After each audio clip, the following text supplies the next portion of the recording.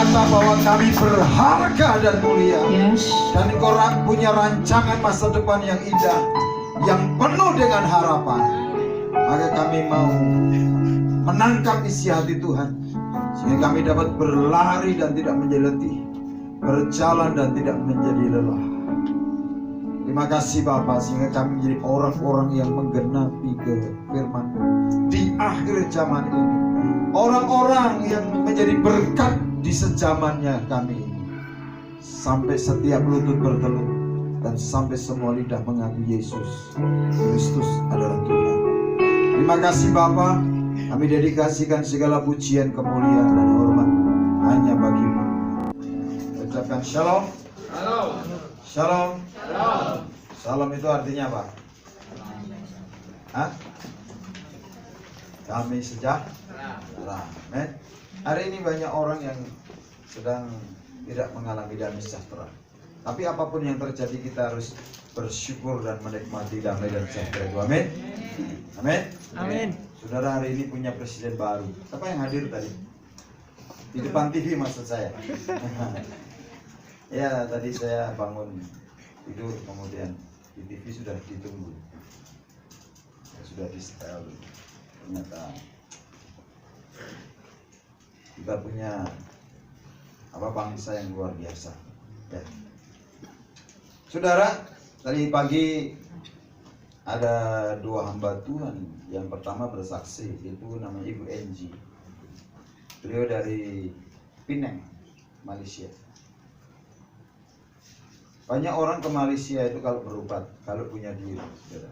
Dan orang Indonesia sekarang banyak ke Penang. Kenapa? Karena yang paling murah.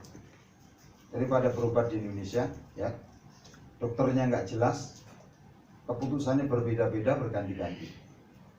Kalau ke Singapura, ke Elizabeth, mahal. Ke Nuh ya mahal, saudara kan. Nuh itu nasional, yang terakhir hospital lah. Saya pernah lewat saja waktu Ibu Ani Yudhoyono pas di sana. Nah saudara, dia punya kesaksian begini. Dia semua tadinya baik, saudara. Hidupnya baik semuanya. Dia keluarga baik-baik, suami baik, uang tidak ada masalah. Tapi tiba-tiba langit itu runtuh, saudara. Karena ternyata suaminya punya will, saudara. Dan meninggalkan dia dan punya anak dua. Anaknya masih SD dan SMP. Dia tidak biasa bekerja, dia ibu rumah tangga murni. Tapi apa yang dia lakukan, justru di saat keterpurukannya, itu dia cari Tuhan. Ketemu Tuhan dan mulai dia melayani Tuhan. Dia tidak punya talenta apa-apa kecuali rumahnya. Sehingga banyak diundang anak-anak ya, yang kemudian janda-janda dilayani, anak jalanan dilayani. Dia tidak merenungi nasibnya. Oh nasib. Kenapa? Gitu ya. Tapi justru dia melayani. Ada banyak janda yang merenungi nasibnya. Dan dia tidak pernah menghasilkan apapun dalam hidupnya. Tapi ini luar biasa. Maka sebenarnya kalau saya tahu dia mau bersaksi, saya akan mengundang para janda di seluruh Magelang ini, saudara, supaya dia move on. Amin. Ya, ini. Saudara, kemudian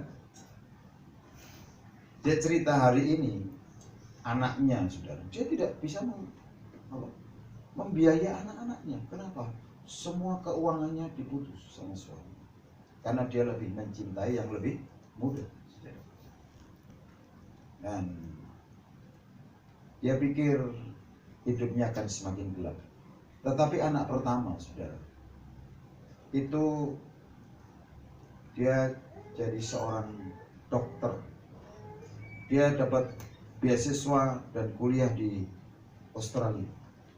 Dan sekarang dia berkeluarga di Australia. Kemudian anak yang kedua, dia dapat beasiswa dan kuliah di Inggris.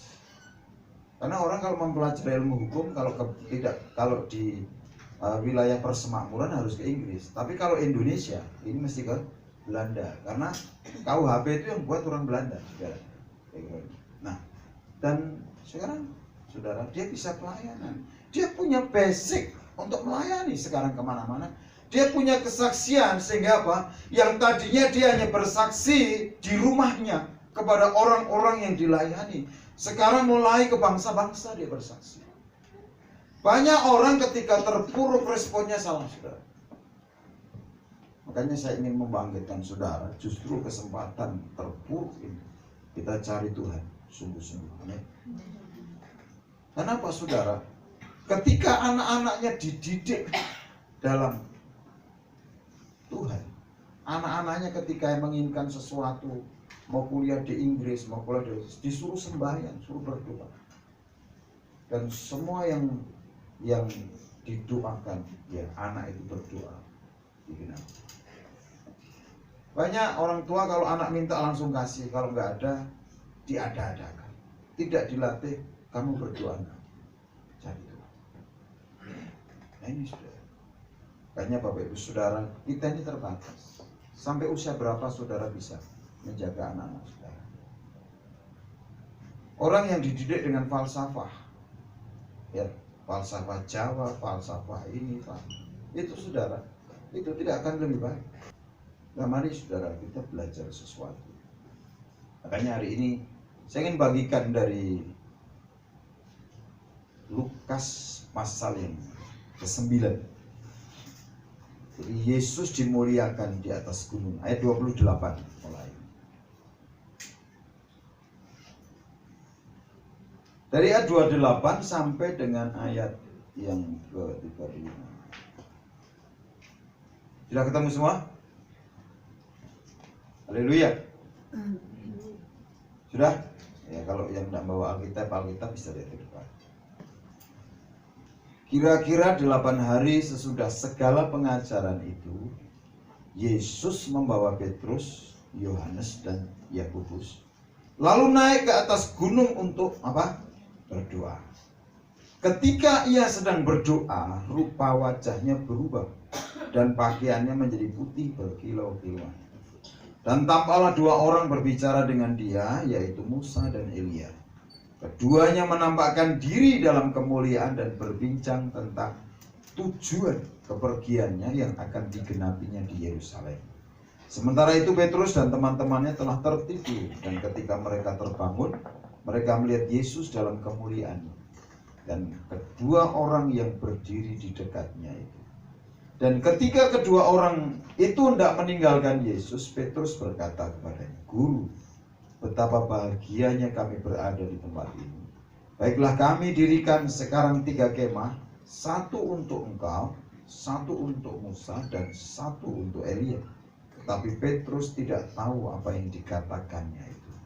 Sementara ia berkata demikian, datanglah awan menaungi mereka. Dan ketika mereka masuk ke dalam awan itu, takutlah mereka. Maka terdengarlah suara dari dalam awan itu yang berkata, "Inilah anakku yang kupilih, dengarkanlah dia." Ketika suara itu terdengar, nampaklah Yesus tinggal seorang diri, dan murid-murid itu merahasiakannya. Dan pada masa itu mereka tidak menceritakan kepada siapapun apa yang telah mereka berbuat. Saudara yang dikasihi Tuhan, kalau saudara mendengar firman, itu saudara akan diuji. Yang pertama, saudara akan tahu bahwa hati saudara itu jenisnya jenis apa? Jenis tanah pinggir jalan, jenis tanah yang berbatu-batu, jenis tanah yang penuh onak duri. Onak duri itu bicara kepahitan, kekecewaan, atau tanah yang baik. Dari mana? Dari hasil, dari buah yang dilihat. Ada dikatakan berapa? 30 kali lipat, ada 60 kali lipat, ada 100. Itu yang pertama, diri kita akan melihat jenis apakah hati kita. Kalau kekristenan saudara itu bertahun-tahun dan tidak bertumbuh, saya yakin itu bukan tanah yang baik. Kalau kita tidak ada buah yang dihasilkan, yang dinikmati oleh orang lain, saya yakin hati saudara itu bukan jenis tanah yang baik. Karena Alkitab berkata, kalau benih itu jatuh di tanah yang baik, dia akan menghasilkan buah. Saudara yang dikasih Tuhan, itu yang pertama ya, kan diuji. Yang kedua, akan diuji saudara ini ngalami ya dari apa yang difirmankan. Makanya di ayat 28 ini dikatakan begini, kira-kira 8 hari sesudah segala pengajaran itu. Artinya Yohanes, Petrus, dan Yakobus itu kan mendengar apa yang Yesus ajarkan. 8 hari kemudian kita lihat apa hasilnya. Nah, mari kita lihat saudara, Tuhan Yesus mengajarkan apa di ayat 13 ini. Karena murid-murid itu setelah menceritakan ya, sekembali Rasulullah menceritakan kepada Yesus apa yang telah mereka kerjakan. Kadang-kadang saudara dalam pelayanan itu ada kebanggaan ya. Tapi Tuhan itu tidak pernah gini, oh ya terus dibombong ya, di alam itu namanya apa? Disanjung begitu enggak. Tapi mesti ditambahi bebannya. Kamu udah menyelesaikan tanggung jawab ini, tambahkan itu. Karena kalau kita lihat di ayat yang ke-12 ini dikatakan pada waktu hari mulai malam datanglah ke-12 muridnya kepadanya. Saudara perhatikan, ini pelayan. Oh, ini sudah menceritakan bagaimana dia menyembuhkan orang-orang. Ya kan, di ayat 11 ini dia murid-murid cerita bahwa mereka ya, cerita banyak orang-orang yang memerlukan ya, ngikut. Tapi di ayat yang ke-12 ini dikatakan begini. Perhatikan saudara, ini kejamnya murid-murid. Dan berkata apa? Suruhlah orang banyak itu pergi, supaya mereka pergi ke desa-desa dan kampung-kampung sekitar ini untuk mencari tempat penginapan dan makanan. Karena di sini kita berada di tempat yang sunyi. Ini sudah tahu bahwa mereka berada di tempat yang sunyi, tetapi justru menyuruh apa? Menyuruh Tuhan Yesus untuk mengusir orang-orang. Saudara, orang yang melayani Tuhan itu tidak ada jaminan bahwa dia mengasihi. Kalau orang benar melayani Tuhan, dia pasti mengasihi. Karena orang yang mengasihi Tuhan itu mengasihi sesama. Orang yang mengasihi Tuhan dengan benar, dia pasti mengasihi sesama. Murid-murid ini mengikut Yesus, mendengar pengajaran. Tapi begitu menghadapi orang lapar, dia malah bilang suruhlah orang banyak itu pergi. Dia nyuruh Tuhan suruh ngusir orang. Berapa banyak orang-orang itu doanya nyuruh-nyuruh Tuhan. Ini berarti orang ini tidak mengasihi Tuhan. Suruh Tuhan jaga rumah, suruh Tuhan apa? Antar anaknya ke sekolah, suruh Tuhan begini, suruh. Jadi apa-apa main suruh, saudara.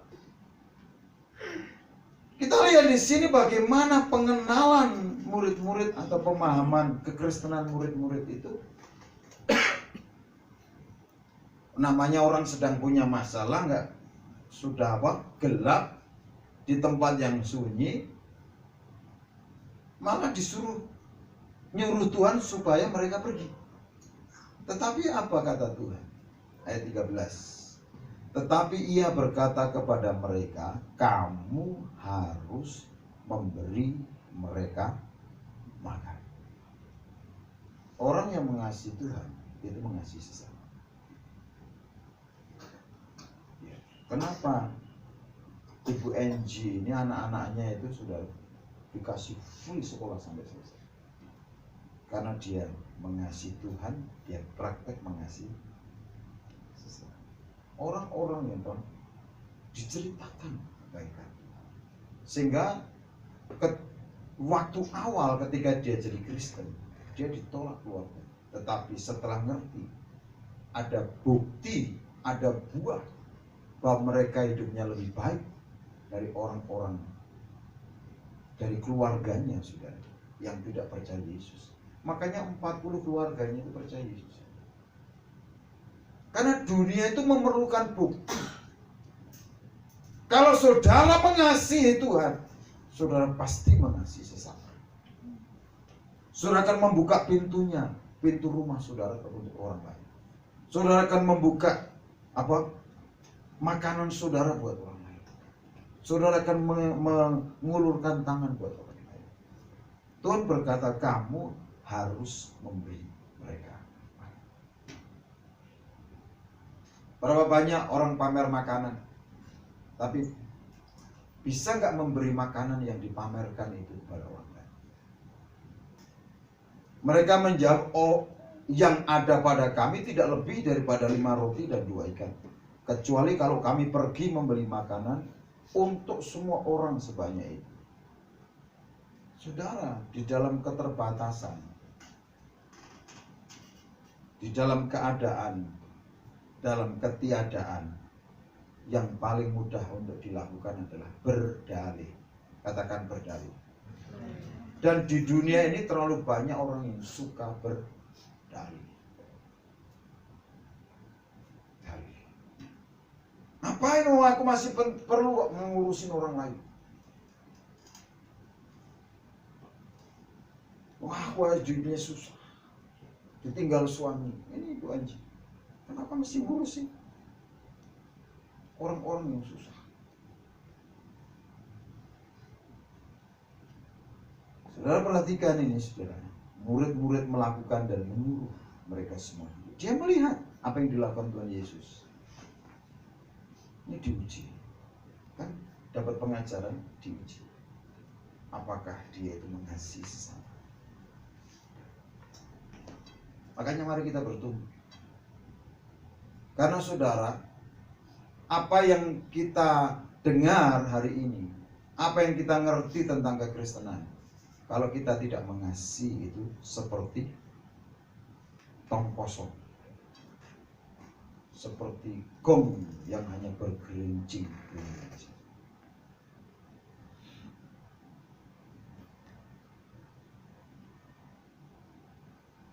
Kemudian di ayat 18, ini diuji tentang pengenalan. Ini ujian. Makanya sejak dengar firman, diuji. Makanya saudara jangan meremehkan. Firman itu kan seperti ragi. Begitu saudara tangkap begini, itu mengkamirkan. Ya. Saudara ini sama membawa api. Kalau saudara tidak bisa mengelola, akan membakar saudara. Itu firman. Kita lihat di ayat 18 ini. Pada suatu kali ketika Yesus berdoa seorang diri, datanglah murid-muridnya kepadanya, lalu ia bertanya kepada mereka, kata orang banyak, siapakah aku ini? Diuji pengenalan. Padahal dia sudah melihat mujizat dan sebagainya. Jawab mereka, Yohanes Pembaptis, ada juga mengatakan Elia, ada pula yang mengatakan bahwa seorang dari nabi-nabi dahulu telah bangkit. Yesus bertanya kepada mereka, menurut kamu, saudara, pengenalan akan Tuhan itu bukan menurut kata orang, tapi pengalaman saudara pribadi. Kalau saudara masih mengenal Tuhan karena kata orang, saudara akan terulang-ulang. Tuhan berkata, menurut kamu siapakah? Ini perlu pengenalan. Ketika saudara doa tidak dijawab, apakah saudara masih yakin bahwa Yesus adalah Tuhan? Tanpa pengenalan yang benar, saudara akan murtad. Saudara akan meninggalkan Tuhan. Kemudian saudara, apa jawab Petrus? Mesias anak Allah. Ini pengenalan. Mari kita mengenal Tuhan dengan lebih baik. Kenal Tuhan. Saudara, untuk mengenal Tuhan kita harus berani berkata apapun. Meskipun masalah bertubi-tubi aku mau kena Tuhan. Aku mau kejar Tuhan. Karena tujuan hidup kita ini saudara itu mengalami kemuliaan Tuhan itu dinyatakan. Ketika kita ini mengalami bahwa kemuliaan Tuhan itu dinyatakan, namanya Shekinah glory. Saudara, kita ini tidak tertarik dengan hal-hal dunia. Hanya ujian sebagai orang percaya bukan berhenti sampai di sini. Dan murid-murid sekalipun ini sudah diajarkan oleh Tuhan Yesus di ayat 22 ini pemberitahuan tentang penderitaan Yesus dan syarat-syarat mengikuti Dia. Tuhan Yesus mengatakan anak manusia harus menanggung banyak penderitaan dan ditolak oleh tua-tua, imam-imam kepala dan ahli-ahli Taurat, lalu dibunuh dan dibangkitkan pada hari ketiga. Tuhan Yesus jelas bilang nanti aku dibunuh dan dibangkitkan pada hari ini. Disalib dan sebagainya. Kemudian Dia berkata, setiap orang yang mau mengikut aku. Dia berkata yang mau.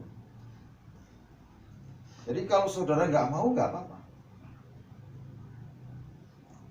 Karena Yesus berkata, setiap orang yang mau mengikut aku, ia harus menyangkal dirinya, memikul salibnya setiap hari. Salibnya, kita ini punya salib masing-masing. Jangan mengeluh. Salib saudara itu tidak lebih berat dari salib orang lain, dan tidak lebih ringan dari salib orang lain. Setiap orang itu sesuai dengan porsinya masing-masing.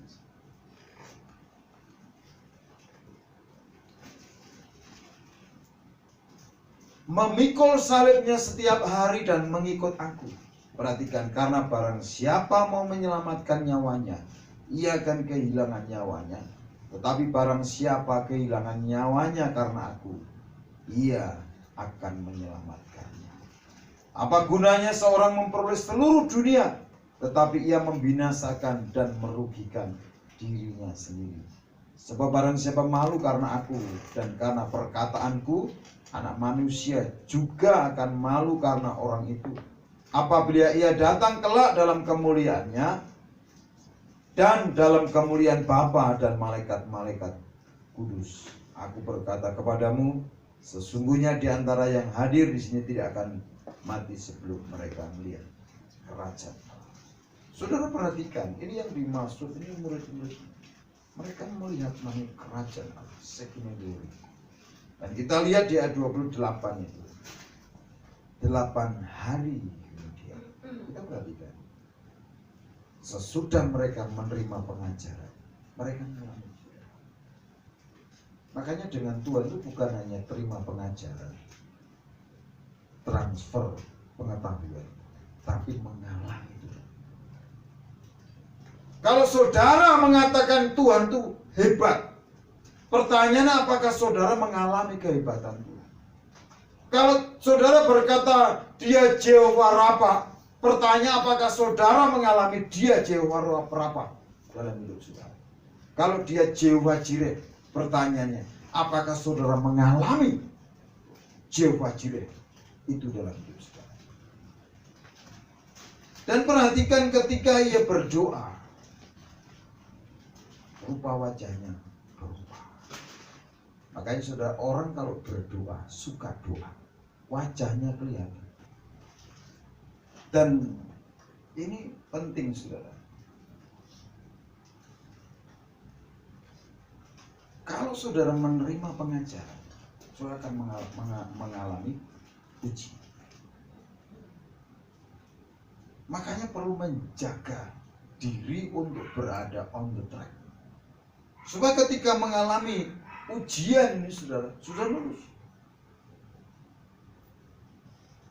Dan saudara memang seringkali begini saudara, ini pengalaman supranatural. Kalau kita lihat ini, Petrus dan teman-temannya itu melihat tentang yang di sebelah Yesus itu ada, tampaklah 2 orang berbicara dengan dia, Musa dan Elia. Itu pengalaman supranatural. memang pengalaman supranatural itu seringkali tidak bisa dipahami dengan pikiran yang natural. Keduanya menampakkan diri dalam kemuliaan dan berbicara tentang tujuan kepergiannya yang akan digenapi di Yerusalem. Sementara Petrus dan teman-teman tertidur, dan ketika bangun mereka melihat Yesus dalam kemuliaannya dan kedua orang yang berdiri di dekat.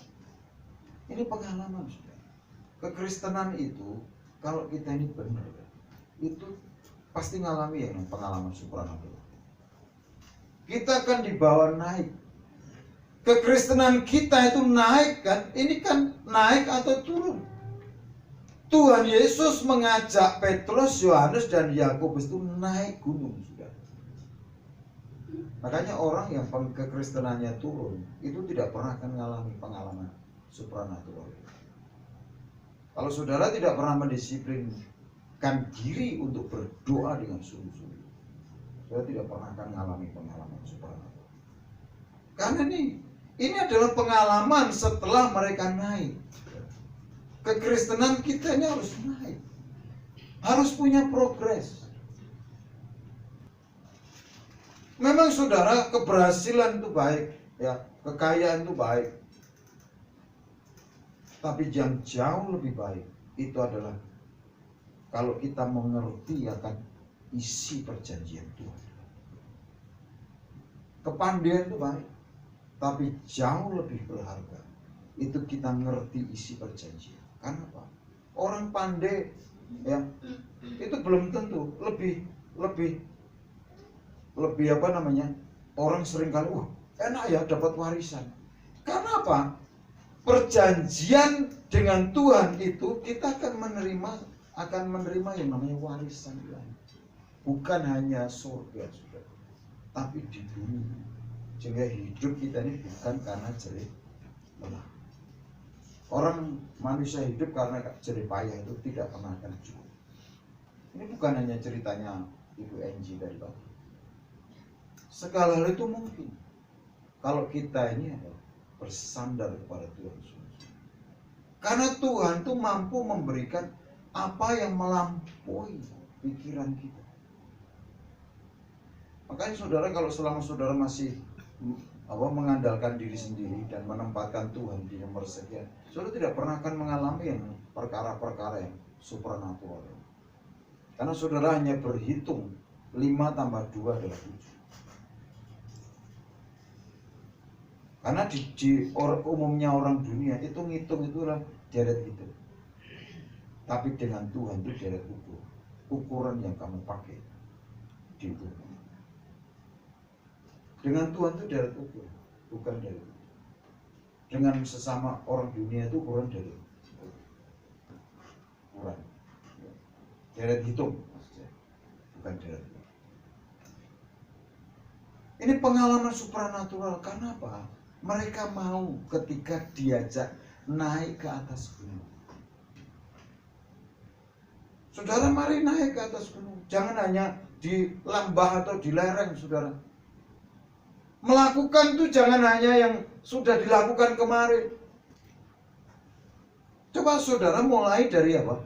Perkara kecil. Saudara mulai setia dengan perkara kecil. Jangan saudara membangun persepsi saudara sendiri, sehingga saudara nanti akan kebingungan kalau membangun persepsi.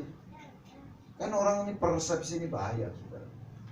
Maka saudara jangan bangun hidup kita dengan persepsi yang salah, tapi bangun hidup itu dengan firman. Kita lihat saudara.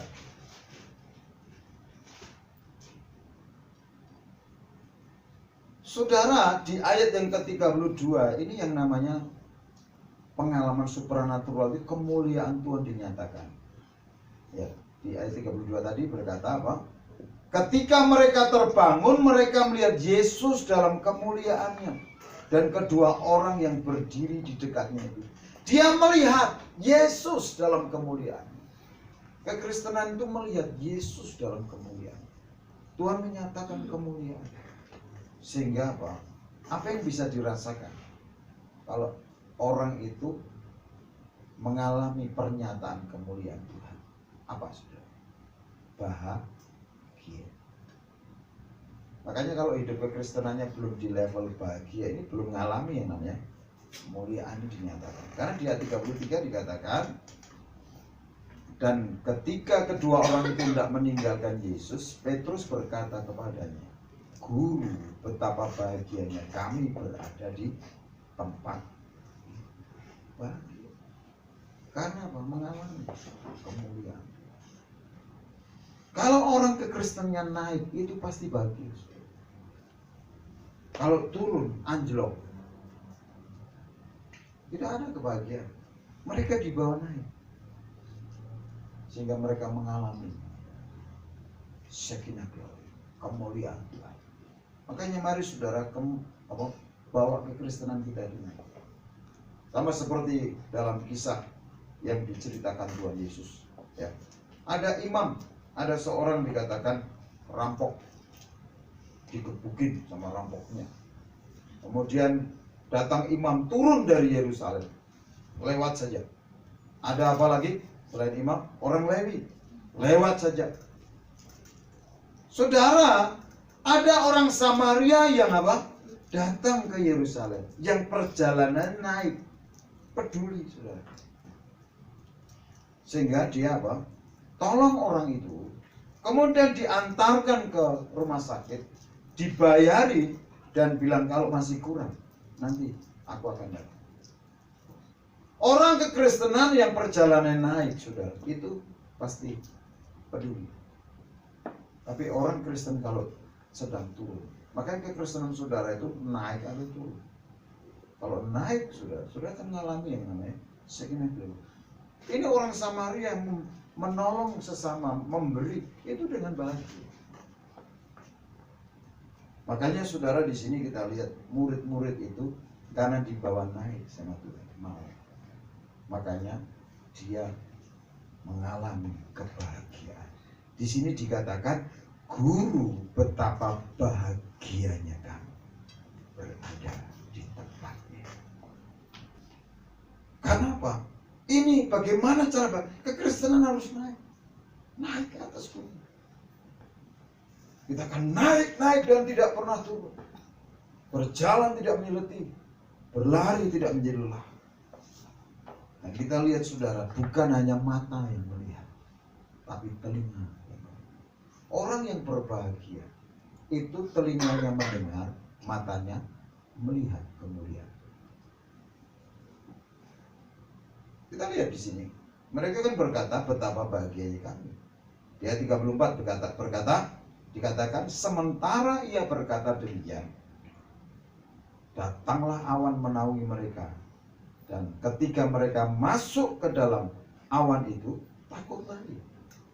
Maka terdengarlah suara dalam awan itu yang berkata, inilah anakku yang kupilih, dengarkanlah dia. Orang-orang saudara yang bahagia itu kalau dia bisa melihat kemuliaan Tuhan dinyatakan dan mendengar suara Tuhan. Mendengar suara Tuhan yang berkata, dengarkanlah dia. Mari saudara, kita ini dipanggil itu untuk bahagia. Tuhan memberikan jalan. Dia berkata, akulah jalan, kebenaran dan kehidupan. Ikuti jalan itu. Ayo naik. Berapa? Memang jalan naik itu terjal. Tidak ada jalan naik itu jalan tol. Perjalanan naik itu adalah perjalanan yang terjal, curam. Makanya kekristenan yang naik gunung itu jalannya terjal. Ada banyak tantangan, ada banyak rintangan, ada banyak godaan, ada banyak trap, jebakan-jebakan. Kalau saudara tidak bisa membuat pilihan yang benar, saudara akan tergelincir. Kalau saudara salah membuat keputusan, saudara akan salah jalan. Saudara akan tersesat. Kenapa? Perjalanan kekristenan benar.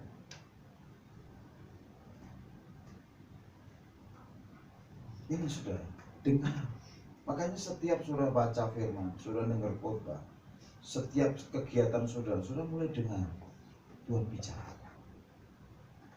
Tuhan bicara. Nanti saudara akan hidup ini akan nyaman. Kenapa? Karena kita ini punya partner, punya Tuhan yang bisa berkomunikasi, bisa bercakap-cakap.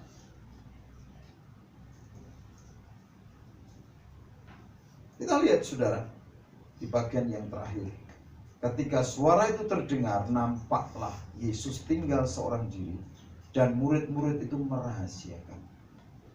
Pada masa itu mereka tidak menceritakan kepada siapapun apa yang telah mereka lihat. Kekristenan itu bukan hanya kata orang, tapi kita harus mengalami. Kekristenan itu bukan hanya cukup melihat, tapi kita mendengar dan melihat. Kita mengalami Tuhan itu dalam hidup kita, sehingga kita bisa menceritakan siapakah Tuhan itu dalam hidup. Siapakah dia? Dia Jehovah Jireh, dia Jehovah Rafa. Ketika aku takut, dia berkata, jangan takut. Ketika aku susah, dia menghiburkan. Ketika aku berkekurangan, dia melimpahi aku dengan berkat. Nah, itu sebuah pengalaman. Karena apa? Ukuran kita ini saudara bukan berapa banyak yang kita punya. Kalau saudara orang dunia ini punya mobil 9 pun masih kurang. Dia punya museum mobil pun masih kurang. Kenapa? Hal-hal yang jasmania itu tidak akan membuat orang itu berbahagia. Tapi orang yang ketemu Tuhan, mengalami Tuhan, mendengar suara Tuhan, dia akan bahagia. Amin. Lalu Tuhan Yesus mengajarkan apa? Carilah dahulu kerajaan Allah dan kebenaran, semuanya akan ditambahkan. Mari kita bangkit berdiri, kita berdoa. Terima kasih.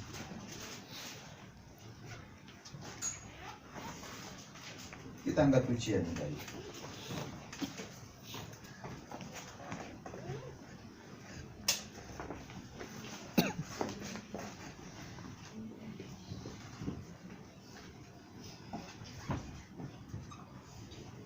Terima kasih.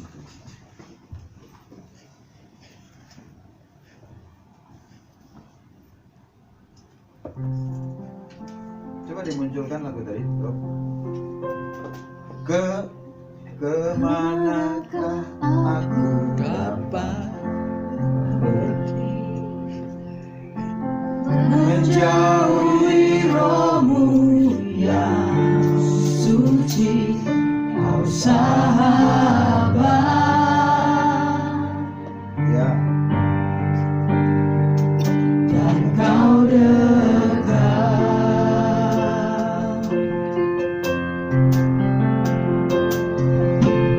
bahkan seluruh pengabdianku tak bisa membalas kesetiaanmu. Sungguh mulia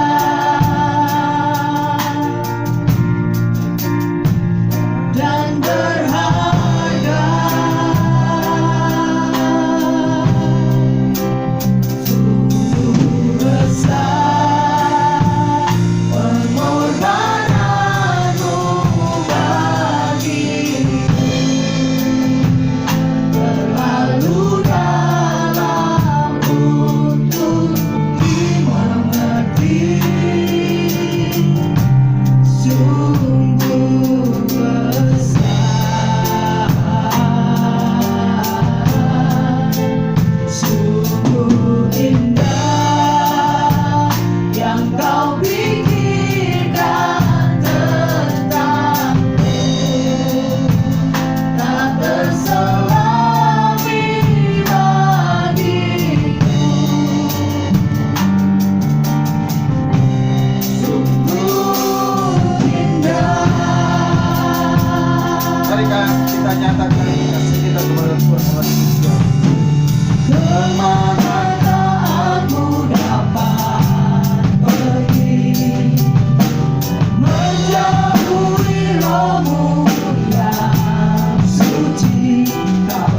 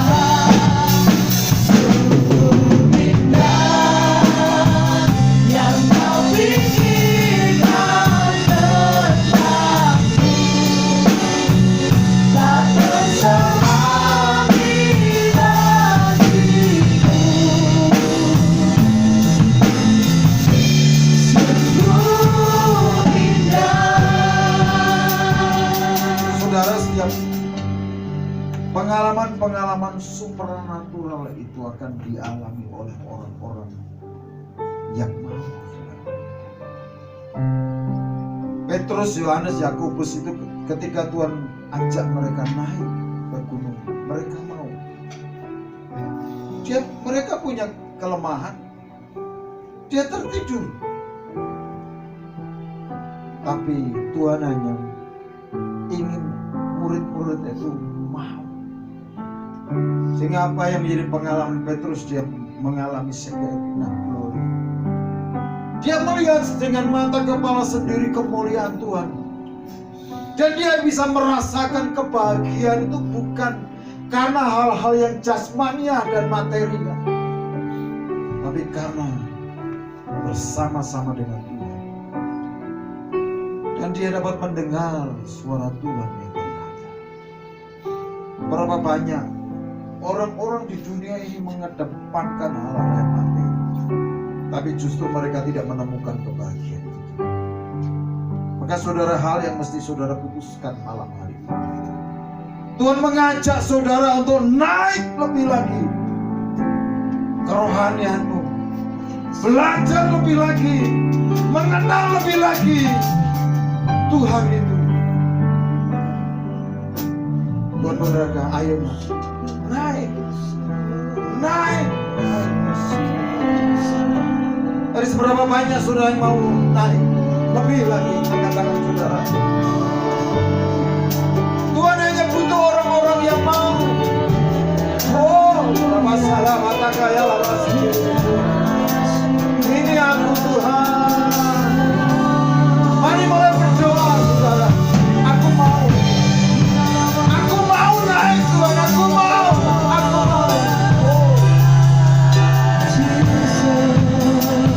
Haleluya.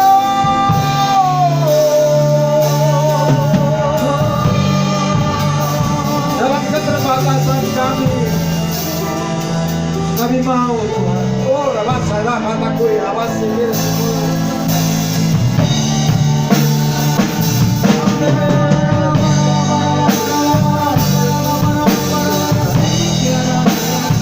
Kami mau, bawa kami naik, bawa kami naik, lebih lagi.